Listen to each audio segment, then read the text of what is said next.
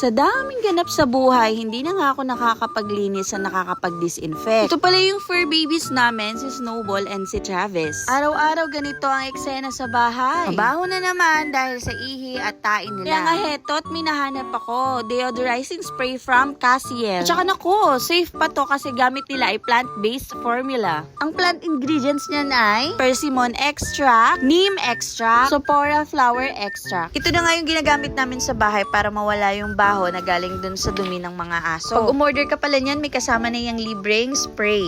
Ganito lang gamitin yan guys. Kapag nakabit mo na yung spray, ikutin mo lang isang uso niya, tapos pwede mo nang spray sa sofa, sa sahig, sa cat house, or dog house. Pwede din niyang spray sa mga toys ng inyong dogs or cats, tapos wipe off na lang. Pero sabi ko nga kanina, plant-based yan, kaya safe yan sa mga fur babies nyo. Ang mura lang nito, 120 pesos may pet deodorizing spray ka na. Order na by clicking the yellow basket or check the comment section for the links. Bye!